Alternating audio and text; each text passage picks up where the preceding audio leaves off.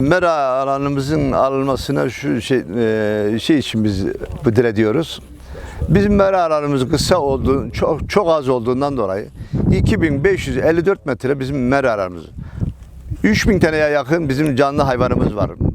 İnek, koyun, 3000 tane koyun var. 1500 tane icabında besleyiciler çoğalıyor. Bir ara bazen çoğalıyor, bazen düşüyor sayısı. Zaten tarım ilçede bizim hayvanların şeyi var yani. Küpe numaraları var, sayısı belli.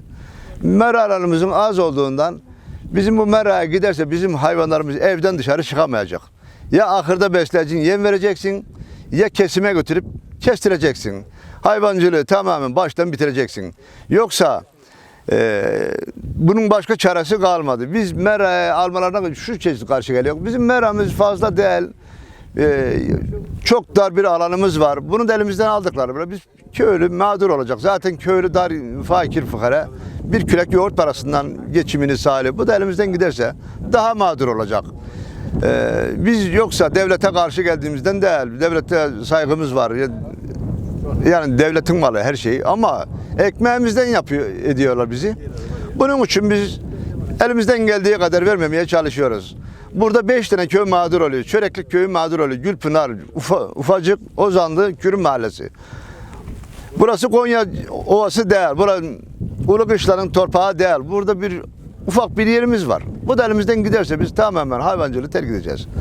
Konum bu. Başka bir diyeceğim yok. Meralamızda galyoncu şirketi güneş paneli koyacak, yapacaklarmış. Yapılırsa ben ona da karşı değilim. Bir gelir elde ediyorsa ülkemize bir faydası olur.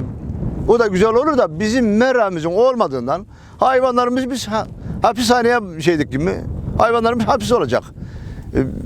Onun için elimizden geldiği kadar meramıza razı değiliz alınmasını. Geniş torpağı olan yerlere baksınlar. Bizim torpakta zaten bir şey yok ki. Onu da elimizden aldıkları bile. O zaman gençlerimiz göç etmek zorundalar. Ben o kadar dilekçe verdim, belediyelere dilekçe verdim, toplantılarda söyledim, vali beye de söyledim, belediye başkanlarına da söyledim. Bazı ufak yerlerden, Mera'nın verimsiz yerlerinden bize imara açın dedik. Köylü gelen misafir arkadaşlar bağının bahçesinin içine beton basmasınlar. Bağlar, bahçeler de ölüyor. Yazlık zeytin ağacını, bağını söküp de ev yapmasın, bu verimsiz torpağı yapsın. Bize bir güzellik yapmadılar. Ama Hasan Galyoncu şirketimi tanımıyoruz. Kim olduğunu da bilmiyoruz. Buna gereken güzelliği yapıyorlar. Yani köylüye bu güzelliği yapmadılar. Dedemizin, babamızın harman yerlerini sahip çıkamıyoruz. Biz verimsiz torpaklar arı yayılım olsun diye, davar yayılım olsun diye hazineye çaldırdık graş tarlaları. Hayvanlarımız faydalansın diye, arıcılık çoğalsın, hayvancılık çoğalsın diye. Şimdi malımıza sahip çıkartmıyorlar bizi. Birilerine güzellik yapıyorlar. Bilmediğimiz, tanımadığımız köyümüzün 1000 çeşit adam gelmiş. Köyümüzün huzuru dinamisi kalmadı. Ne yolu biliyorlar, ne dereyi biliyorlar, ne şeyi biliyorlar. Artık köylüyü taciz ediyorlar. Biz buna da karşıyız. Yani bu hazine arazilerini vermişler bilmediğimiz adamları işletmeye. Bizim o arı yayılımı olsun dediğimiz, koyun yayılımı olsun dediğimiz yerler bütün işletmeye vermişler. Köyümüz tamamen huzursuz oldu bu konuda ya. Bir de meramız giderse daha kötü olacak. Biz kesinlikle istemiyoruz. Köyümüzün geçim kaynağı sadece bir hayvancılık üzerine. Bu da elimizden alınırsa hayvancılık da biter.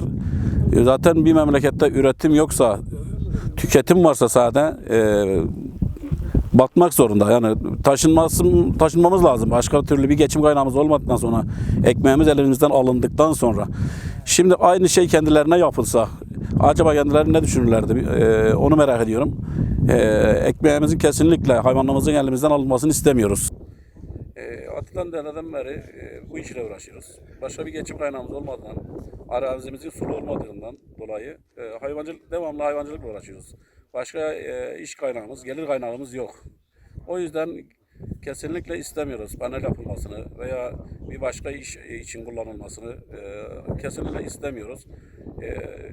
Nasıl geçineceğimizi merak ediyoruz. Sonra diyorlar ki et pahalı, süt pahalı, yoğurt pahalı. Bunun her hepsini ithal getiremezsin, dışarıdan getiremez. Getirdiğinde zaten her şey pahalı. Daha mı ucuz geleceğini dışarıdan geldiğinde ya sen bu işi yaptın da hayalin gıda olarak panel mi dikeceğiz veya ne yapacağız yani bu işi bırakıp gitmemiz lazım o zaman başka yapacak bir işimiz yok yani. Kesinlikle meramızın panel yapılmasını istemiyoruz, güneş paneli. Ben öncelikle buradan Sayın Tarım İlçe Başkanımız, Sayın İl Başkanımız, Kaymakamımız, Valimiz tamamına buradan sesleniyorum. Bu konuda neden bizimle birlikte olmuyorlar? Neden bir kelime demediler? Neden birisi kapımızı çalmadı? Neden hiç kimse ne muhtarımıza, ne azamıza, ne köylüye bir şey sormadılar? Bizim burada başka bir geçim kaynağımız yok. Bizim 1000 yıldır bu köydeyiz. Bu meralar bizim. Tabii bizim olduğu kadar devletin de. Devletin bize sahip çıkması lazım. Bu kadar gencimiz, 3000, 4000 koyunumuz var. Bu kadar ineğimiz var. Nerede besleyelim? Bugün yemin torbası 3350-400 TL olmuş. Arpa 7000 TL'ye geçmiş tonu. Biz bu nasıl besleyelim evimizde biz bunları? Bize hiç kimse yardımcı olmayacak mı? Ama o yüzden şu an gelirler. Tek tek ne yüzden geleceksiniz beyefendi? Soruyorum size.